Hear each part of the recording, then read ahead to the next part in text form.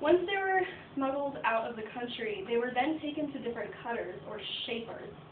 The major ones were in India and Antwerp, Belgium. Once these diamonds are there, they are then cut and shaped in order to put them into what would be your new engagement ring. However, once they're cut, it is virtually impossible to tell their original origin. So these conflict diamonds, or rough diamonds, are then mixed with clean diamonds, or non-conflict diamonds, conflict-free. And then they are then transported into our home stores, like Tiffany's & Company, or which is still active today, De Beers Jewelry, who openly admits that they are still using rough diamonds in their merchandise. And it should be of note that De Beers is no longer allowed to mine for diamonds in Sierra Leone, and they are not even allowed in the United States at all. This is just an idea of what the diamonds look like. The picture's a little bit blurry. They're very, very small. They're not digging up these huge rocks. They are small. They are smaller than your pinky nail. A diamond, and sorry, it's a little rough to see, that's big for what they usually find. They're sifting through hundreds of thousands of pounds of dirt just to find these tiny little grains. Between the RUF and the DRC and UNITA, they've caused over 3.7 million deaths. And of the 5 million people in Sierra Leone, 80% have been displaced into various refugee camps. Due to the civil war, there has been a huge lack of healthcare, education, agriculture, jobs, and so on and so forth. And because the diamonds had become such a currency in Sierra Leone, many people had to leave their small businesses and their farms in order to mine for themselves, which causes they virtually have no agriculture. They have no food. So what they usually naturally exported, they now have to import.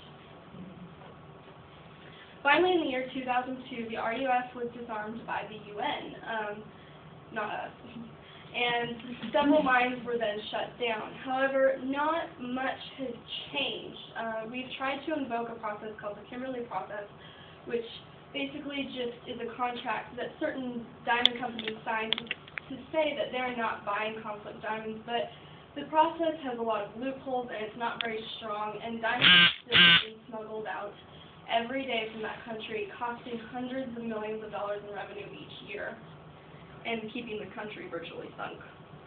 The trade today looks somewhat like this. You just have random miners giving them to random smugglers who could very well be a part of our home jewelry stores, and giving them to unknown buyers who would be the jewelry stores that we could very much buy from. And because once they're cut and impossible to tell where they're from, it's still very likely that we are continuing to buy diamonds, even though that they may have signed the Kimberley process.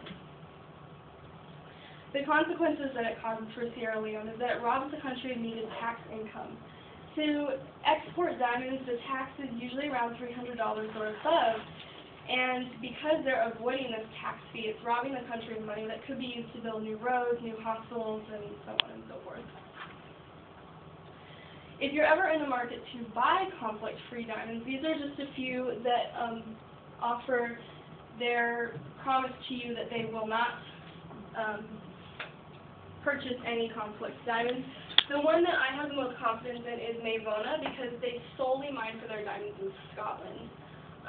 Brilliant Earth is also very good. However, they mine for their diamonds in Canada, but they also mine for them in Nigeria, and it's still a good company, but it's just still sketchy because Nigeria is kind of close to Sierra Leone, so it's just more risky.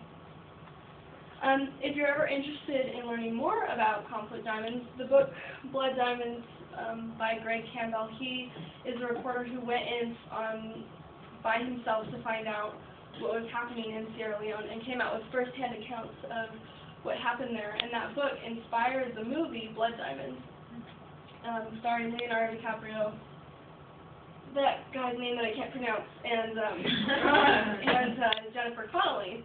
I'm going to show you a short clip from the movie. There is some strong language, so if you're uncomfortable, you can leave. And just to brief you, in case you haven't seen the movie, Leonardo DiCaprio plays a smuggler, and in the clip he's talking with Jennifer Connelly, who is a reporter, and he's trying to use her to smuggle diamonds across the border. And the quality is, oh no, what's happening?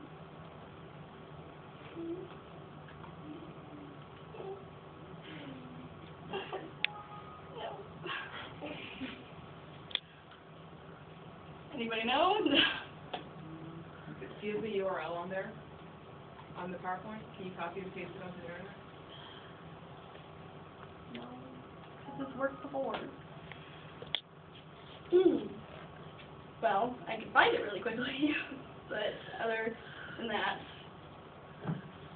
if you're ever in the market to buy conflict diamonds, please be responsible and do your research and buy conflict free. Thank you.